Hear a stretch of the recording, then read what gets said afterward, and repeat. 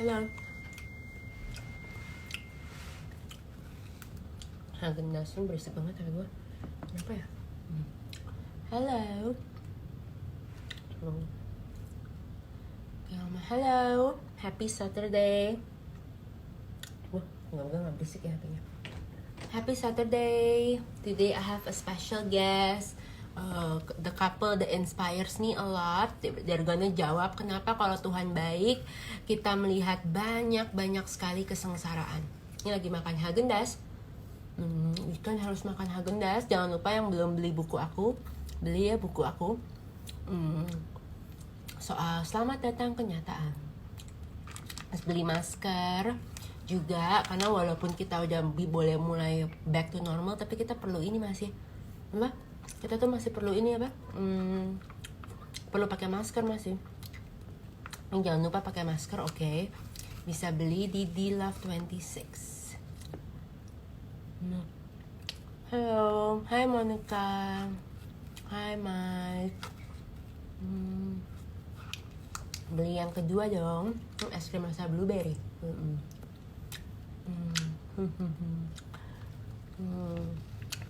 Mana? Kok Mike udah masuk belum sih? Kok Mike, are you in it? Kita bakal ngomong why is there suffering. Kak Dita, aku lagi gendut, nggak oke. Halo, hai, thank you udah join. Apa kabar kalian? Tetap berdoa, tetap kuat.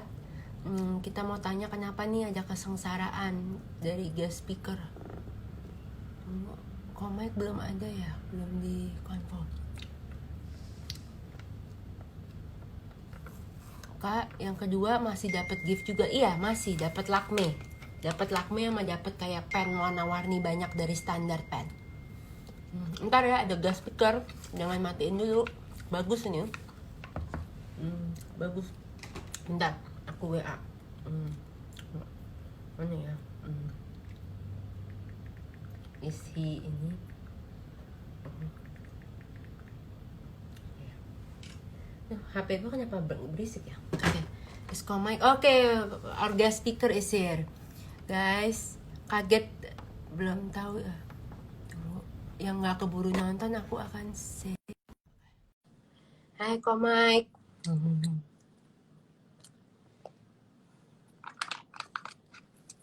Halo. Halo Ko Mike sama Cinovi. Hai. Ini my favorite couple and mentor pas aku kuliah di LA, guys. Jadi harus dengerin, kita mau ngomongin pertanyaan yang semua orang tanya aku. Banyak banget sih, di Zoom aja pernah ditanya. Terus di acara-acara, kenapa kalau Tuhan baik, itu ada, misalnya kemarin sih belum ada corona pas di acara seminar ya, itu ya. Tapi ada kanker, terus ada orang kayak di PHK, ada orang kelaparan gitu. Kayak hidup gak adil banget, kenyataan kenapa gak adil gitu. Kalau Tuhan baik. Yes. So, cuman kasih background sedikit aja ya. Kita ini sekarang ini ya lead pastor di Surabaya gitu ya. Terus kalau ngomongin tentang penderitaan, kita otomatis juga pernah ngalamin gitu. Tadi abis ngobrol-ngobrol di mobil, ternyata dalam kehidupan kita berdua nih, kita kan sekarang kira-kira umurnya udah 40 something ya. Padahal kelihatan muda banget loh, nggak kelihatan tua. Tahu nggak, dalam kehidupan kita ini kita udah ngalamin 3 kali resesi. Iya. Jadi tahun 98 kena imbasnya juga kami. Hidupnya susah karena orang tua kami di Indonesia, kami sekolah di Amerika waktu itu nggak bisa kirim uang karena dolarnya selangit ya. Terus abis gitu akhirnya kita juga setengah mati. Terus tahun 2008 waktu Amerika juga ngalamin resesi, mereka ngalamin ekonomi krisis juga. Kami waktu itu di Amerika itu juga setengah mati, ngasih makan anak aja nggak ada uang, kita bangkrut, rumahnya disita semua dan kita harus sampai ngungsi, ya sampai ngungsi juga ke kontrakan. Sorry, ini gitu. Kalau turn off the comment gimana sih caranya? Aku belum pernah before. Tunggu, sorry bentar. Iya, aku rada gaptek, gue tuh juga rada gaptek. Gue kalau nggak karena corona jarang live, nggak pernah malah. Mana ya? Matiin ya. Aduh, tunggu bentar. It's okay lah, Dit. It's okay lah, kita continue aja. Oh, nggak apa-apa? Udah mati, dah turn off Udah. banget. Ya. Nah, terus sekarang ngalamin juga ya. Jadi this is actually sudah 3 kali. Ini yang ketiga. Dan memang sepertinya ini paling parah karena global dan semua area kehidupan kena semua.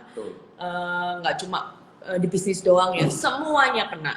Jadi ya kalau ngomongin tentang penderitaan, kita meskipun kelihatannya kayak rohaniwan ya nggak luput dari mengalami semuanya itu juga gitu. Jadi ya I can feel you. Cuman kita juga ada yang meninggal karena COVID. Sekarang juga ada beberapa yang di rumah sakit atau kalau nggak karantin. Jadi sebenarnya what we do is we weep with them. Kita nangis sama mereka, kita berduka sama mereka. Satu hal yang kita harus sadari bahwa penderitaan, masalah, pergumulan, krisis itu adalah bagian dari kehidupan manusia ya. Dan pertanyaan yang kamu tanyakan itu ya, atau kalau enggak para pendengar-pendengar yang follower kamu, iya kan, yang kamu tanyakan itu sebenarnya udah ditanyakan beratus-ratus tahun yang lalu. Salah satunya adalah seorang filsuf di Yunani, namanya Epicurus. Epicurus bukan berarti badannya kurus, tapi namanya aja. Terus kemudian ditulisin di dalam sebuah buku namanya seorang filsuf namanya David Hume. Dia adalah sebenarnya ateis. Tetapi sebenarnya kalau kita ngomongin ini adalah premisnya orang-orang yang menolak keberadaan Tuhan. Tapi of course ini semua sudah dibongkar sebenarnya. Tapi saya kasih tahu ya ininya premis-premisnya begini. Dia bilang begini. Kalau Allah itu mampu, kenapa kok Allah itu mampu menghilangkan suffering atau Allah berkuasa, maha kuasa? Kenapa kok ada suffering? Jangan-jangan Allah tidak mau. Jadi kalau dia mampu, tetapi dia belum tentu mau, maka dia adalah Allah yang jahat. Nah itu premis yang pertama. Jadi dia itu maha kuasa, tapi nggak mau menghilangkan suffering. Berarti dia adalah Allah yang jahat. Yang kedua, dia mau tapi tidak mampu. Nah, itu terus dia bilang, itu jangan-jangan Allahnya bukan Allah yang maha kuasa, Allah yang terbatas gitu. Atau dia tidak mau dan tidak mampu. Nah, berarti kan dia bukan Allah kalau kayak begitu gitu. Nah, terus yang keempat adalah dia mau dan dia mampu. Nah, terus kok ada kejahatan? Berarti jangan-jangan Allah tidak ada. Itu adalah logika mereka. Nah sebenarnya ini sudah debunk ya, udah diargumentasi oleh filsuf-filsuf yang lain. Tetapi sebelum kita masuk ke situ, sebenarnya kita kan mesti tanya kejahatan ini datangnya dari mana sih? Kalau kita ngomongin semua penderitaan di dunia ini kan sebenarnya itu source-nya ada dua. Yang pertama itu adalah moral evil yang causing human suffering, moral evil. Kejahatan moral ya. Jadi kayak misalnya perang, kayak misalnya orang yang nipu orang, itu adalah kejahatan moral. Orang yang membunuh, memperkosa dan all kinds of bad things happen itu karena moral seseorang itu tidak berakhlak, maka dia melakukan kejahatan sehingga ada orang lain yang kena imbasnya. Kayak kita misalnya udah jaga-jaga tapi mobilnya udah baik-baik ditabrak orang karena kecerobohan orang lain. Nah, itu adalah moral evil. Kejahatan moral. Misalnya ada orang yang ngerampok, itu kan kita jadi kena imbasnya. Nah, itu yang pertama, moral evil. Nah, sebenarnya awalnya dari mana? Bagi kita yang percaya sama ketuhanan yang Maha Esa, kita percaya ada creation, ya kan? Ada penciptaan. Dan manusia jatuh dalam dosa. Sejak manusia jatuh dalam dosa, itulah karena mereka jatuh dalam dosa karena kehendak bebas mereka kan. Nah itulah yang menjadi asal muasal kejahatan karena kejatuhan Adam dan Hawa ke dalam dosa. Itulah yang asal muasal dari kejahatan moral evil yang mendatangkan banyak sekali penderitaan. Kita bisa melihat all kinds of penderitaan di sepanjang sejarah dari Hitler, Perang Dunia Pertama, Perang Dunia Kedua, semua all kinds of bad things happen gitu. Bahkan atas nama agama sekalipun gitu ya. Billy Graham pernah bilang we are fallen creature living in a fallen world. Nah, karena kejatuhan manusia ke dalam dosa, dunia yang ditinggali manusia juga jatuh di dalam dosa, mengalami kutuk dosa. Nah, itu. Nah, ini lead to another one. Jadi bukan hanya kejahatan moral, tetapi kejahatan natural, natural evil. Nah, natural evil itu apa? Kayak bencana alam, kejahatan alam, bencana Virus. fisik, ya, virus corona, Virus gempa corona bumi. yang ini. Aduh, Iya. corona. Ada karena apa? Alam semesta yang baik yang Allah ciptakan terlebih dulu. Kalau kita baca ya, kalau misalnya saya rohaniwan di dalam kekristenan. Kita baca Kejadian, semua itu baik. Coba baca aja Kejadian 1 ayat 12, Kejadian 1 ayat 15, 18, 21. Semua itu baik. Bahkan Kejadian 1 ayat 31 dikatakan waktu Tuhan menciptakan manusia, itu adalah sungguh amat baik. Jadi itu top-topnya itu justru manusia. Tetapi apa yang terjadi? Manusia yang dikatakan sungguh amat baik ini mempunyai kehendak bebas. Dan kehendak bebas inilah yang menyebabkan kejahatan moral tadi, yang akhirnya mengakibatkan kejahatan natural, natural evil, atau kalau bahasa Indonesianya bencana fisik, kejahatan fisik, itulah yang terjadi. Jadi, nah kalau yang tadi kejahatan moral dijelaskan oleh kehendak bebas, tetapi kejahatan fisik itu banyak orang bilang kan kejahatan fisik itu pasti Tuhan. Loh, belum tentu gitu. Saya kasih beberapa premis ya. Ini contohnya, banyak orang yang bilang gini nih. Jadi kalau misalnya kejahatan moral, oke deh Pak Pendeta gitu misalnya. Gue percaya deh, gara-gara orang rampok, gara-gara orang jahat dikasih power jadi presiden atau mungkin jadi sultan atau jadi diktator gitu kan. Dia bikin perang dunia gitu ya. Itu memang benar. Tetapi gimana dengan bencana alam? Gimana dengan virus? Ini gimana semuanya? Nah, sebelum sampai ke sana sebenarnya banyak sih. Misalnya ya, kayak misalnya sebagian kejahatan fisik atau kejahatan natural itu akibat langsung dari perilaku manusia itu sendiri. Misalnya, kalau lu banyak narkoba terus, otak lu sedeng, bener ya kan? Lu merokok terus, lu alkohol terus. Atau makan yang nggak sehat. Akhirnya tubuhnya sakit. Jadi sakit penyakit itu not necessarily datang karena kejahatan natural evil saja, tetapi juga akibat dari perilaku kehendak bebas manusia gitu, terhadap dirinya sendiri. Yang kedua, sebagian kejahatan fisik atau natural evil juga akibat tidak langsung dari pilihan bebas manusia. Misalnya, lu malas, lu nggak kerja, miskin lah, betul ya?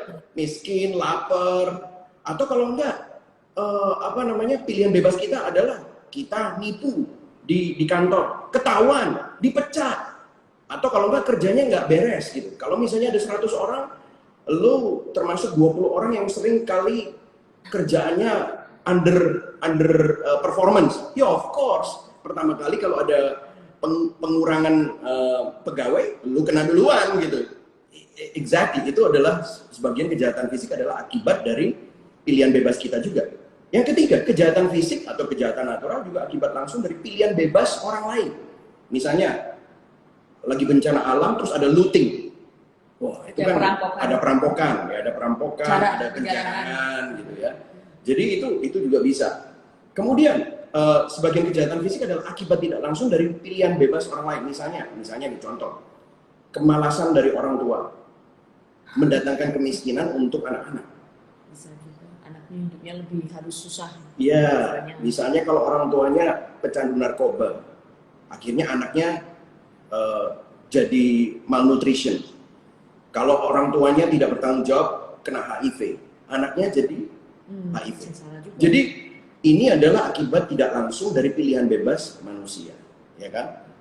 Dan juga gini, ada produk sampingan dari proses yang baik. Misalnya saya kasih contoh, gempa bumi itu sebenarnya kan daur ulang mineral atas bumi, tetapi itu menyebabkan gempa bumi dan mengakibatkan kerusakan dan kematian. Itu kita juga nggak bisa pungkiri. Dan sebagian kejahatan fisik, nah ini ada. Misalnya tindakan Allah dalam menghukum kejahatan manusia. Misalnya kalau di dalam Alkitab itu adalah tulah Mesir kepada orang Mesir yang sedang memperbudak bangsa pilihan Allah. Nah itu kan gitu kan ceritanya. Ada diantaranya Sodom dan Gomora, ya kan, dihukum oleh Allah karena kejahatannya. Tetapi itu sangat jarang. Itu pun Allah memakai hal-hal yang natural yang dipakai untuk melaksanakan kehendak kedaulatannya gitu. Terus sebagian kejahatan fisik adalah akibat dari pilihan bebasnya Adam. Kan tadi kita kembali kepada yang pertama, gara-gara Adam jatuh dalam dosa. Itulah sebabnya ada kejahatan. Bahkan di firman Tuhan dikatakan, kalau misalnya ngomongin tentang dari kekristenan, dengan berpeluh, dengan berkeringat engkau akan mencari makananmu, di Kejadian 3 ayat 19. Sampai engkau kembali lagi menjadi tanah, dan engkau akan kembali menjadi debu. Jadi makanya kalau orang meninggal biasanya di pemakaman dia from dust to dust. Kita ini debu gitu ya. Nah inilah keadaan. Jadi natural evil and moral evil. Dan ini yang menjadikan asal muasal dari kejahatan yang ada di seluruh dunia. Jadi kalau kita ngomongin tentang penderitaan, jangan kaget karena penderitaan itu adalah bagian dari kehidupan kita. Entah kamu beragama atau nggak beragama, entah kamu percaya Tuhan atau nggak percaya Tuhan, entah kamu kaya atau miskin, kita semua pasti akan menghadapinya. Karena kita hidup di dalam dunia yang sudah jatuh dalam dosa. Dan karena dosa manusia sendiri. Gitu. Itulah keadaan. Cuman pertanyaannya sekarang adalah bagaimana respon kita ya sebagai manusia saat kita diperhadapkan dengan penderitaan tersebut, entah Sama kalau kenapa. Tuhan, dia nanya kalau Tuhan cinta kita, sayang kita, maka kita dibilang anaknya, kok dia nggak berhentiin evil orang itu. Exactly. Nah, seperti pertanyaannya Epicurus tadi kan, kita kembali ke Epicurus tadi itu, yang saya bilang sebenarnya sudah dijawab. Jawabannya kan, dan Tuhan mampu. Iya, Tuhan bisa. Betul. Jangan-jangan ternyata bagi kita yang beriman pasti ada maksud yang jauh lebih tinggi daripada hanya memberikan kehidupan yang nyaman. Saya belajar dalam seluruh kehidupan saya selama 40 tahun ini ya, kalau dilihat lagi ke belakang, saya tidak akan pernah, kalau sekarang saya melihat ke belakang, saya mengucap syukur saya dilewatkan oleh Tuhan 3 kali resesi. Karena setiap kali saya mengalami kesusahan dalam kehidupan saya, ternyata saya ini sepertinya sedang ditaruh di dalam situasi untuk mengevaluasi iman saya. Nah, kalau bagi kita yang beriman ya, orang yang mengenal Tuhan, orang yang percaya bahwa Tuhan itu ada, bahwa kehidupan kita ini tidak hanya tentang sandang, pangan, dan papan. Mestinya ya, sandang, pangan, dan papan itu memang kebutuhan fisik, tetapi kita juga punya kebutuhan spiritual. Nah, harusnya kebutuhan spiritual itulah yang menopang kebutuhan jasmani kita. Nah, mungkin masa-masa seperti ini bagi banyak netizen nih yang bertanya-tanya nih. Nah, mestinya alangkah baiknya kita memakai waktu ini untuk benar-benar mencari jawaban, bukan dengan membabi buta. Oh, kalau kayak gitu artinya Tuhan nggak ada. Nah, menurut saya itu nggak masuk akal gitu ya. Tetapi benar-benar mencari, mungkin membawa dalam doa atau bagaimana lah ya, itu bisa menjadi suatu evaluasi. Jangan-jangan apa yang saya percayai itu saya nggak kenal gitu. Nah, kalau kita ngomongin tentang tadi ya, kalau kita kan kembali lagi ke premis yang tadi yang pertama itu ya, kan banyak orang nih, kalau Tuhan Allah mau tapi nggak mampu, berarti dia Allah yang terbatas. Atau Allah mampu tapi nggak mau, berarti dia Allah yang jahat. Atau Allah tidak mau dan dia tidak mampu, dia Allah yang terbatas dan Allah yang jahat, dia bukan Allah jangan-jangan. Atau satunya lagi, dia mau dan dia mampu, tapi buktinya kok kejahatan ada, jangan-jangan Allah nggak ada. Nah, jawabannya begini, ada seorang filsuf namanya Alvin Plantinga. Dia seorang filsuf Kristen yang berhasil mematahkan premis-premis ini. Dia menemukan premis tersembunyi di balik masalah kejahatan secara logis. Jadi gini, premis yang tersembunyi di balik semuanya itu sebenarnya apa? Sesuatu yang baik selalu menghilangkan kejahatan sejauh ia mampu. Jadi kalau misalnya Allah baik, dia pasti akan menghilangkan kejahatan. Tetapi dia menemukan sebuah pemikiran yang agak jelimet dikit lah ya, tetapi cukup keren. Itu nggak benar, karena gini, Allah mau melenyapkan kejahatan sejauh hal itu tidak menghalangi kebaikan yang lebih besar. Saya kasih contoh, ada tanggapan yang lebih tinggi, nilainya jauh lebih tinggi. Saya kasih contoh nih, kita seringkali mengizinkan kejahatan atau penderitaan terjadi pada diri kita atau orang yang kita kasihi untuk mencapai tujuan yang lebih baik. Saya kasih contoh, saya punya anak, saya mengizinkan anak saya divaksinasi, kena jarum. Dia kan sakit.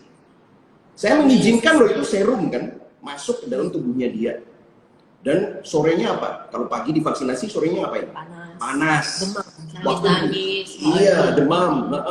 Demam. Terus Ngambek, begitu kalau bete dia. Iya. iya, exactly. Dia jadi grouchy, dia Nggak aduh, bisa makan. bisa makan. Terus dia nangis-nangis.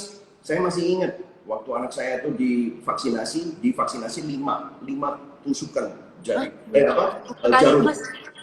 Umur 1. Iya, waktu itu dia mungkin berpikir, what are you doing, Daddy? You're hurting me. I thought you're my dad. Why are you doing this to me?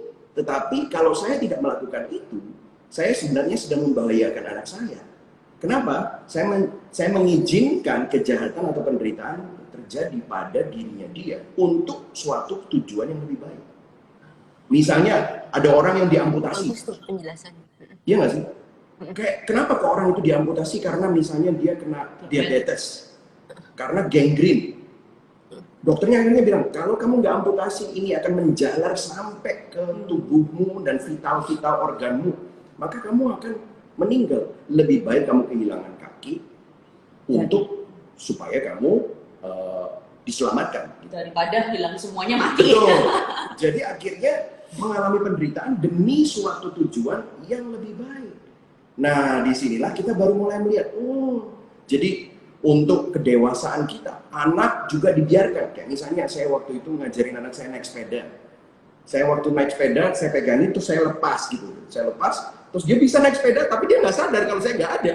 Terus tiba-tiba dia jatuh, terus luka. Apa yang terjadi? Anak saya harus jatuh untuk sepertinya mengalami sakit, tetapi untuk tujuan yang lebih baik, life skill-nya bertambah. Begitu juga di dalam hidup kita. Sebenarnya kita tidak pernah bisa mengetahui gimana keadaan nanti di masa depan. Yang tahu siapa? Tuhan. Gitu ya, misalnya ini saya ada contoh nih. Ini cerita klasik yang sering kali terjadi gitu ya. Ada seorang bapak sama anak punya satu kuda. Dia tinggal di sebuah desa. Kemudian kudanya satu hari melarikan diri. Tetangganya mampir ke tempatnya dia. Bro, lu kasihan banget sih, lu punya cuma satu kuda. Udah punya satu kuda lu yang untuk lu kerja hilang lagi. Aduh, kasihan banget deh lu sial gitu. Terus dia bilang, ya udah mau gimana lagi, kita mengalami penderitaan hidup. Besoknya tahu nggak, kudanya datang sama 4 kuda liar yang lain, 2 betina, 2 jantan. Wih, kaget kan. Terus kemudian mereka tiba-tiba punya 5 kuda. Jadi kayak mendadak dalam tanda kutip. Terus kemudian tetangganya bilang, gila, gue pikir lu sial. Kok bisa lu punya 5 kuda sekarang gitu ya?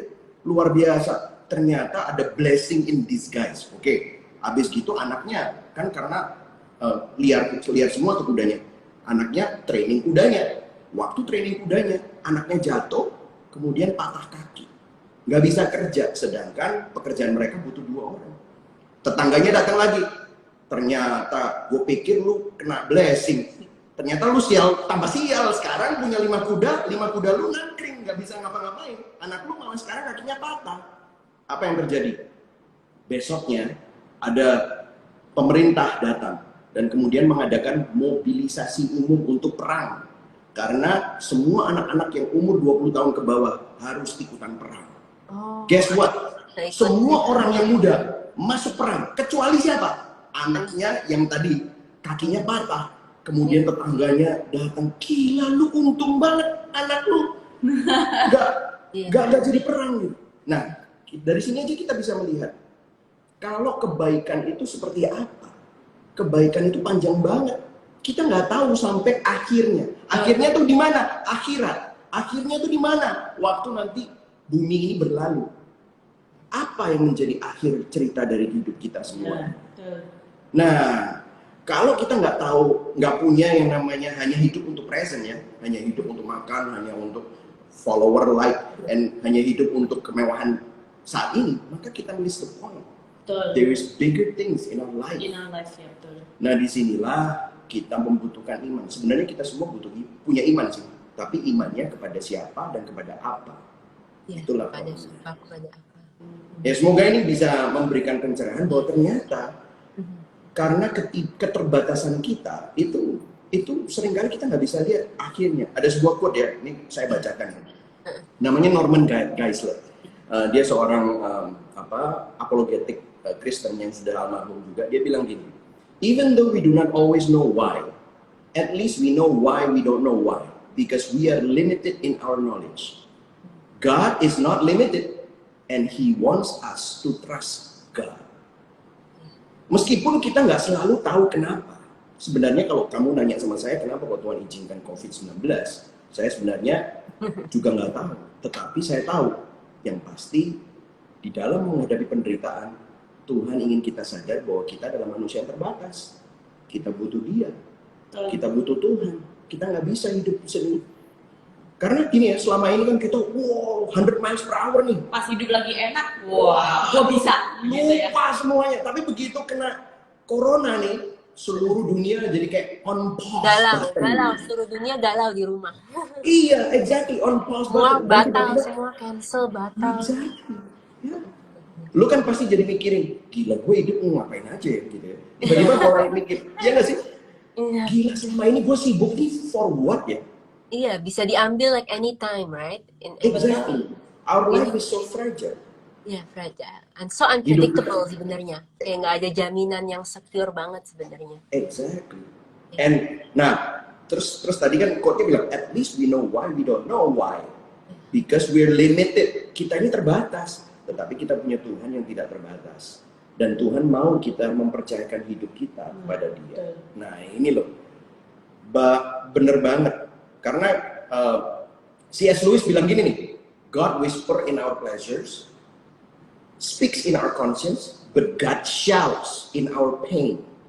It is His megaphone to rouse a deaf world, supaya tahu ternyata yang berdaulat selama ini Jemahin bukan. bahasa Indonesia. Jadi Tuhan berbisik di dalam kenikmatan kita, Dia berbicara di dalam nurani kita, tetapi Dia berteriak pada Paling saat keras. apa?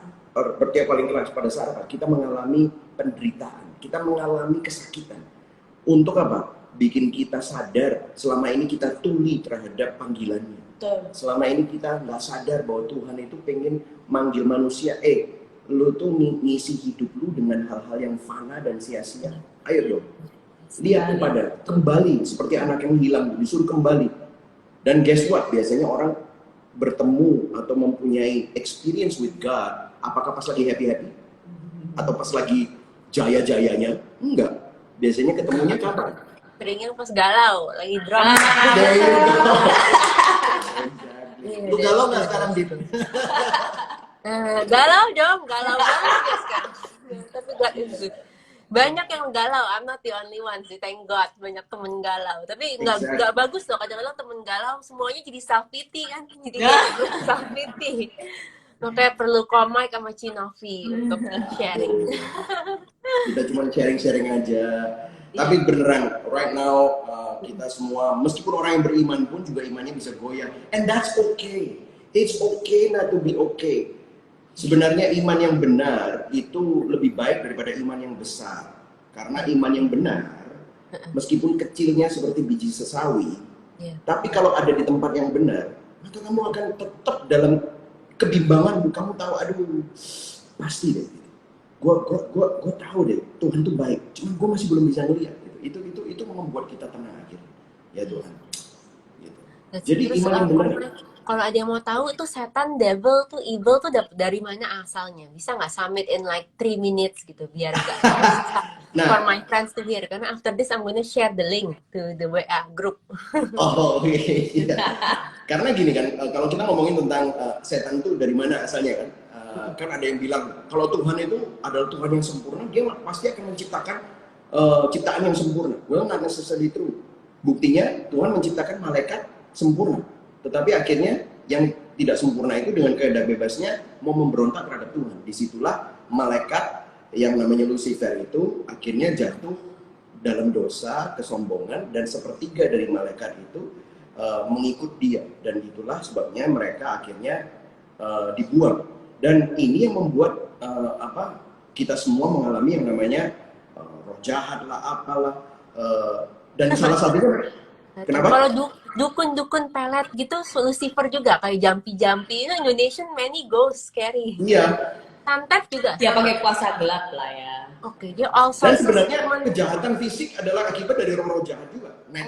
Natural evil itu juga karena roh-roh jahat. Misalnya contohnya kalau ngomongin tentang cerita Alkitab, buktinya Ayub diuji dengan apa? Bencana, kematian anak-anaknya, dan itu setan minta izin sama Allah kan?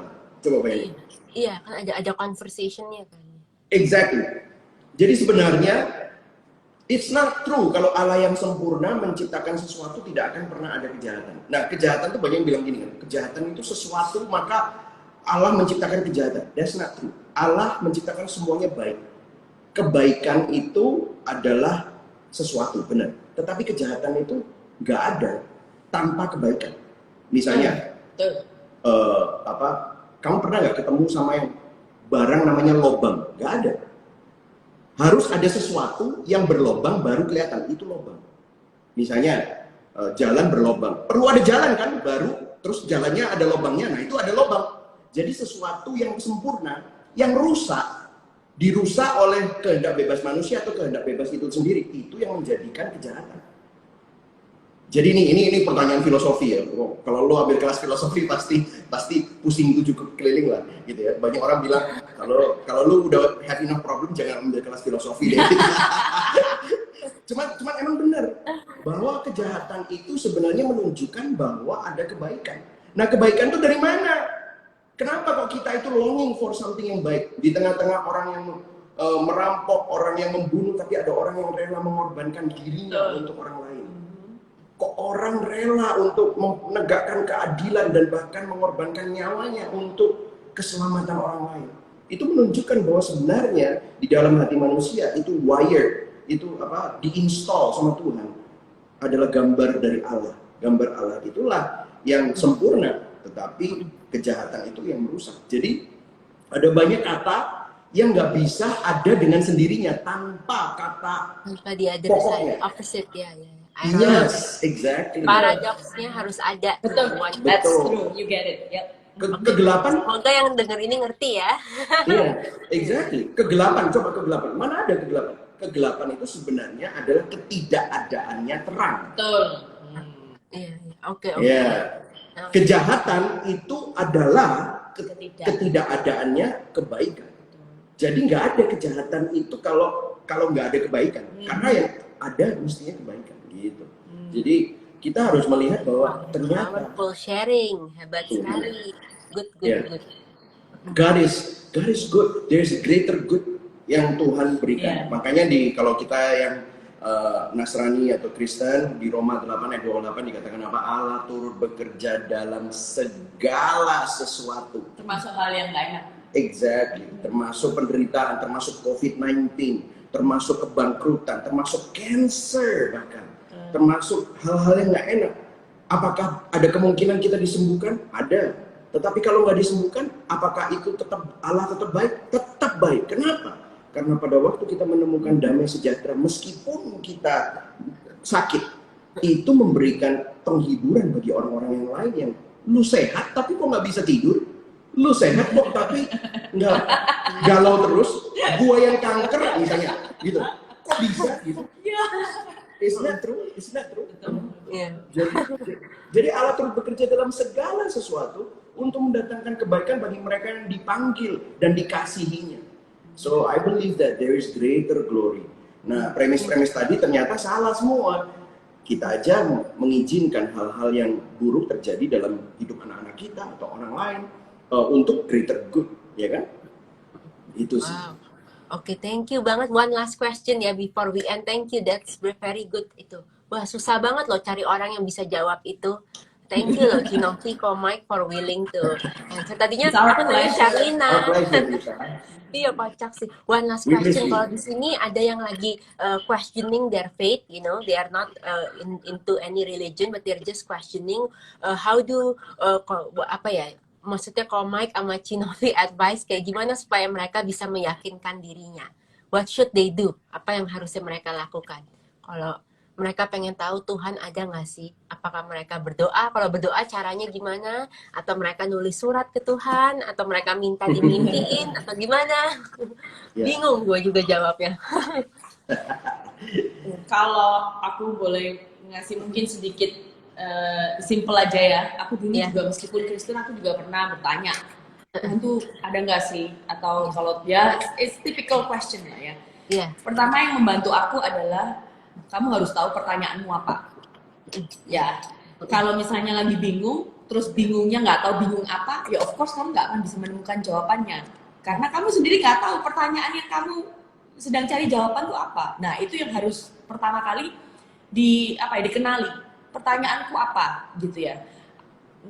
Orang punya banyak macam-macam pertanyaan, tapi Iya, pertanyaan kalau dalam hati kita tuh apa? Ya, kalau Nah, itu harus tahu dulu. keberadaan Tuhan, simple Nah, aja, itu. kayak faith Kalau mereka. misalnya ngomongin tentang keberadaan Tuhan ya, disitulah kita mulai bisa cari jawabannya. Nah, of course, kalau dari kita ya, kita kan selalu kembali ke firman Tuhan, ke Alkitab lah ya. Di situ banyak sekali jawaban-jawaban dari pertanyaan kita gitu. Matius 7 dikatakan, mintalah maka akan diberikan kepadamu, carilah maka kamu akan mendapat, ketoklah maka pintu akan dibukakan bagimu. Karena setiap orang yang meminta menerima, setiap orang yang mencari mendapat, dan setiap orang yang mengetok baginya pintu akan dibukakan.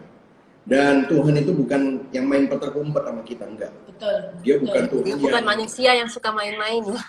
betul. I mean playing hard to get gitu ya. Enggak. No, Dia enggak. dia nggak gitu. Dia bukan kayak kita yang suka main-mainin emosi orang. Enggak. Ya kan?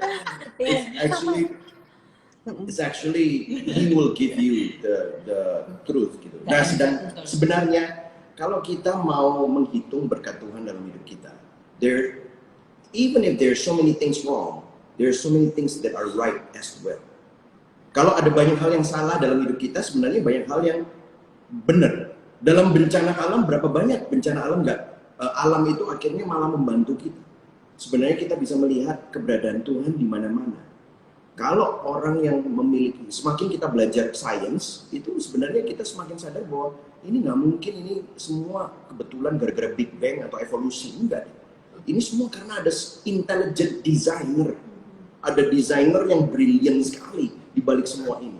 Bahkan bumi kita itu kalau 5 km terlalu dekat sama matahari aja terbakar. Kalau terlalu jauh 5 km dari matahari aja frozen. How can it be so fine tuning? Itu udah kelihatan bahwa itu Tuhan. Dan Tuhan itu sebenarnya sedang menaruh semua petunjuk-petunjuk di alam semesta dan di sekeliling kita untuk membuat kita berpaling kepada Dia. Cuman kitanya aja yang terlalu sibuk. Nah, di tengah-tengah ini semua kita ada kesempatan untuk mencari. Dan sebenarnya bukan kita yang mencari, Dia yang mencari kita. Actually di internet banyak sih resources di mana kita bisa mencari jawabannya. Jadi Ya, kalau misalnya tahu dari yang reliable dong. Jadinya if they go jadi on buat itu kita sih kita biasanya rekomend kalau misalnya anyone yang looking tentang Tuhan dari sisi kita rekomend selalu Ravi Zachariah is good, tapi bahasa Inggris ya. Kalau dari bahasa Inggris, tiap bahasa Inggris kita selalu rekomend Tim Keller salah satunya, Ravi Zachariah juga. Kalau di dalam bahasa Indonesia kita punya Network. network namanya Grace Alone Ministry. Grammy. Grace Alone Ministry. Nanti aku bisa IG-nya. kirim kami IG-nya. Itu adalah pertanyaan. I'll put in the description box. Okay. Ya, apologetika, jadi Indonesia. pertanyaan Apologetika tentang Indonesia. Apologetika Indonesia, itu luar biasa banget. Jadi kalian pasti ada pertanyaan-pertanyaan begini. Ternyata pertanyaan kita tuh nggak ada yang baru. Betul. Udah begitu banyak orang yang bertanya seperti ini. Kayaknya 2000 tahun yang lalu juga udah ada gitu. Enggak sebelum corona ya. Ya, Thank you banget loh. Ya, Komai, kayak Novi, can you pray for yang nonton, ntar sama yang later nontonnya, kan aku simpen ini. Sure. To close this, supaya pray, ntar make another session. Thank you banget loh. Pray. Gitu. Can I pray with in the name of Jesus ya? Ya, Okay. kita pray for yang lain. Tuhan, kami berdoa untuk teman-teman yang mendengar dan juga untuk kita yang mungkin saat ini bertanya mengenai eksistensial manusia dan problem fundamental, kematian, kejahatan, penderitaan. Eksistensial mereka mungkin mengenai pengakuan, penerimaan, bagaimana mereka mempunyai jati diri. Tuhan, aku berdoa di tengah-tengah pertanyaan-pertanyaan ini, kami yakin Engkau justru mengizinkan begitu banyak penderitaan yang ada untuk supaya kami sadar bahwa kami membutuhkan Engkau. Kami nggak bisa hidup tanpa Engkau. Kami begitu rentan, begitu fragile. Tetapi terima kasih kalau di dalam cerita Injil bahwa Tuhan tidak cuma hanya berdiri atau duduk di surga, tetapi Engkau turun ke dunia, lahir ke palungan, di kandang yang hina. Engkau tidak lahir di istana, Engkau tidak lahir di tempat yang mewah, tetapi justru memilih tempat yang bau, tempat yang paling kotor, supaya kami yang hina, kami yang penuh dengan dosa, penuh dengan bau busuk, Engkau bisa terima. Dan bukan hanya itu, Engkau mati untuk dosa-dosa kami, supaya kami yang berdosa menerima kebenaran-Mu, kami yang berdosa menerima kekudusan-Mu, sehingga kami dapat menerima dan berdamai dengan Engkau, menerima damai sejahtera dengan Engkau. Kami nggak mampu Tuhan untuk bisa layak dengan standar kekudusan-Mu yang tinggi. Tapi terima kasih, Engkau yang buka jalan buat kami. Biarlah di tengah-tengah penderitaan kami bisa menemukan sang kebenaran. Karena kebenaran bukan teori yang dipelajari, tetapi adalah pribadi yang perlu kami kenal. Karena kebenaran bukanlah jalan saja, tetapi kebenaran adalah seseorang. Engkaulah sang kebenaran itu. Biarlah Engkau yang sudah berkata, akulah jalan, kebenaran, dan hidup, itu dapat bertemu dengan setiap kami yang saat ini menangis, yang saat ini sedang putus asa. Biarlah mereka menemukan jalan-Mu. Di dalam nama Bapa, Putra, dan Roh Kudus, Allah Tritunggal yang Esa. Di dalam nama Tuhan Yesus, aku berdoa untuk kekuatan. Dan juga terima kasih untuk Dita yang sudah membuka forum ini. Biarlah Engkau juga kuatkan dia dan Engkau pakai dia untuk menjadi terang dan garam dimanapun dia berada. Biarlah dia pun juga bisa menyuarakan hope di tengah-tengah dunia yang penuh dengan kegelapan ini. Terima kasih Bapak, di dalam nama Yesus kami berdoa. Amin. Thank you, Komai Kinovi. God bless you. Thank God bless you. Dari di God LA. bless you. Ya, ini spiritual parents. You take care of all the kids in LA. Semua when you were parentless, ya kan? Nggak ada parents, you take care of all of us. So thank you so much. And We kalau miss mau you, ke Dita. iya, miss you too. Kalau mau ke church di Surabaya di mana? Kita tulis aku tag aja ya di Jubilant description Church, box. yes, Surabaya. Thank you. Talk God soon. bless you. So good to talk to you. Ya. Terakhir ketemu Bye. di God bless Elius you. Wedding. Ya kan? Bye. Yes. Ya, terakhir di Bali ya pas itu. Bye bye. Thank you. God bless Bye. you. Send me the IG comment ya.